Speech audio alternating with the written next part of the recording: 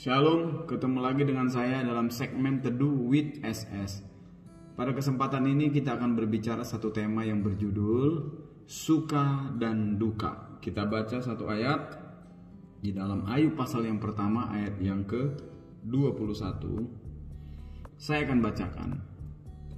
Katanya, dengan telanjang aku keluar dari kandungan ibuku, dengan telanjang juga aku akan kembali ke dalamnya.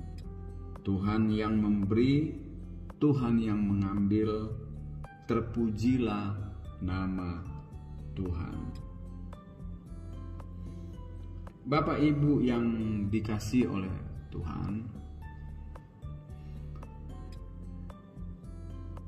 saya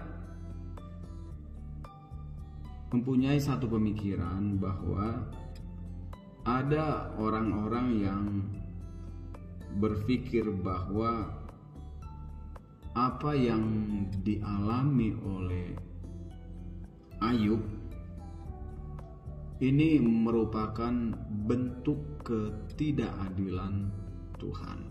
Ada orang yang berpikir demikian.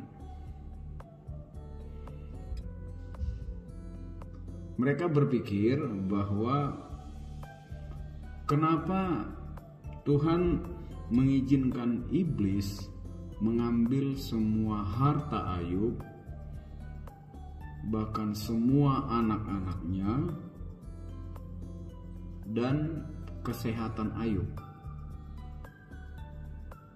Padahal kita tahu Ayub adalah orang yang saleh, orang yang jujur, orang yang takut akan Allah dan menjauhi kejahatan. Banyak orang yang berpikir demikian. Bukankah Ayub orang yang saleh, jujur, takut akan Allah, menjauhi kejahatan? Tetapi mengapa Tuhan mengizinkan iblis mengambil seluruh hartanya, anaknya, bahkan kesehatannya? Ini tidak adil. Begitu. Justru seharusnya Ayub semakin diberkati, Ayub semakin maju dan semakin makmur. Mereka berpikir demikian. Karena apa? Karena dia takut Tuhan dan menjauhi kejahatan dan orang yang saleh. Dan seharusnya lah Ayub diberkati terus dengan berkat-berkat yang melimpah. Hal inilah yang juga diharapkan oleh kita orang-orang percaya, yaitu berkat-berkat dan berkat yang melimpah sebagai upah dalam kita mengiring Tuhan. Ini juga yang kita harapkan sebagai orang-orang percaya. Ada berkat, ada perlindungan, ada pemeliharaan, penjagaan dari Tuhan. Ini yang sekali lagi saya katakan, yang juga kita harapkan sebagai orang-orang percaya.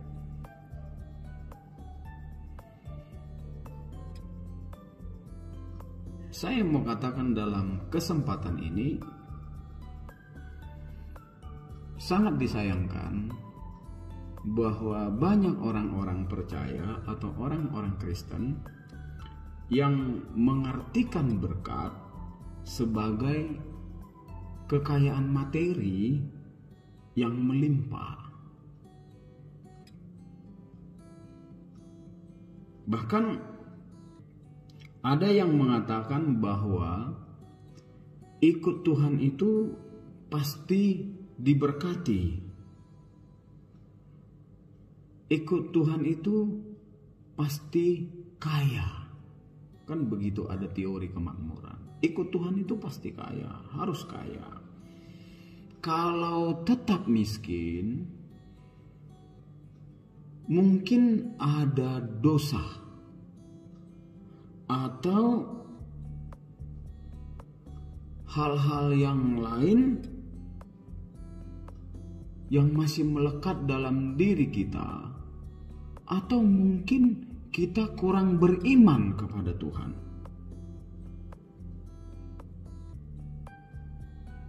Kalau tetap miskin, jadi harus ada yang dikoreksi dalam diri ini. Kalau kita tetap miskin dalam mengiring Tuhan, jadi orang Kristen harus kaya. Banyak orang juga yang mengatakan, bahkan ada hamba Tuhan yang mengatakan demikian. Harus kaya. Kalau miskin harus ada yang dikoreksi. Mungkin ada yang salah. Mungkin ada dosa. Mungkin ada kutuk. Mungkin ada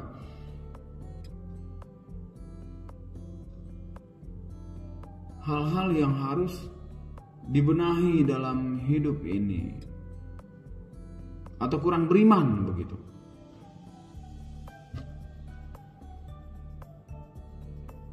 Saudaraku yang dikasih oleh Tuhan, Ayub ketika semua kekayaannya hilang, musnah, seketika. Dan seketika juga anak-anaknya semua meninggal dan istrinya meninggalkan dia, lalu dia kena penyakit borok.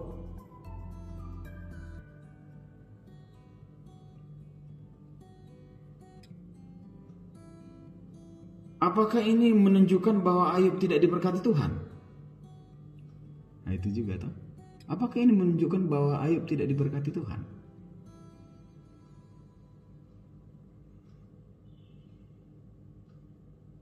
Supaya pemahaman kita jelas.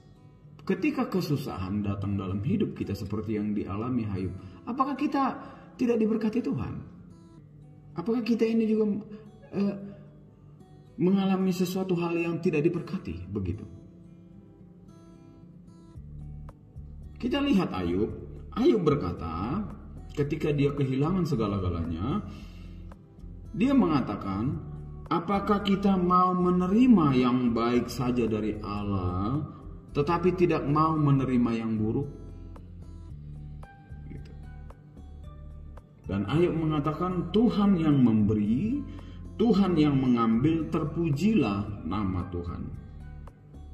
Luar biasa. Bagi Ayub, penderitaan yang dia alami, kesusahan yang dia alami justru membawa dia kepada satu pengenalan yang benar akan Allah.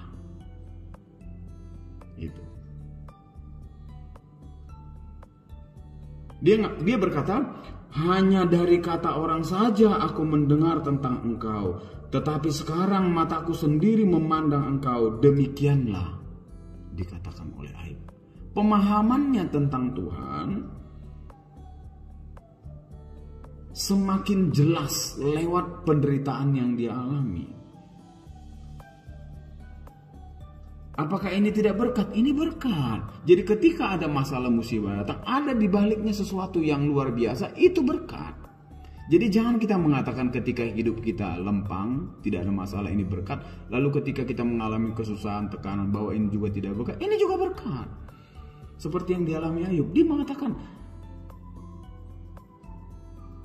dengan penderitaan ini aku semakin kenal siapa Allah. Dulu aku mengenalnya dari orang, tetapi sekarang aku mataku sendiri memandang bahwa Engkau adalah Allah yang luar biasa.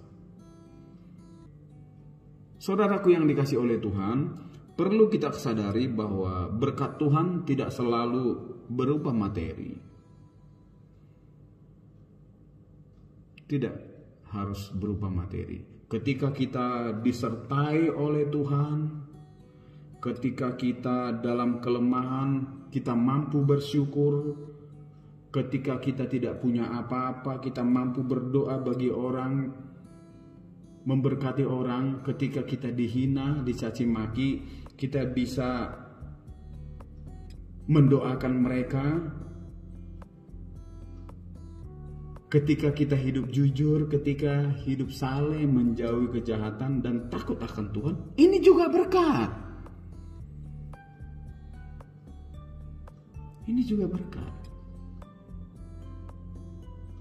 Inilah berkat Tuhan yang sesungguhnya.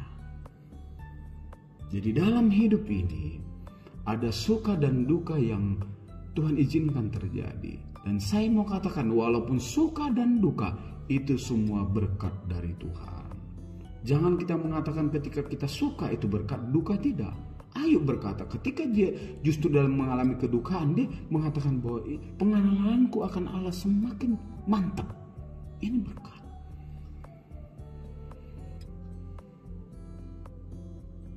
Suka dan duka silih berganti dalam hidup ini, dan itu adalah berkat. Rasul Paulus ketika dia melayani Tuhan, dia mengatakan, apakah upahku? Upahku ialah ketika aku bisa melayani dia dengan sungguh, itu sudah upah.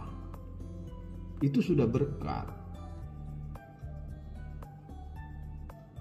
Jadi lewat kebenaran firman pada kesempatan ini, saya mengatakan baik suka maupun duka, ketika kita memaknainya itu benar di hadapan Allah, itu adalah berkat yang sesungguhnya. Di dalam suka ada berkat, di dalam duka ada berkat.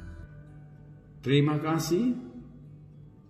Lewat pemahaman firman Tuhan ini kita semakin mengenal Dia dengan baik. Tuhan Yesus memberkati kita semua. Amin.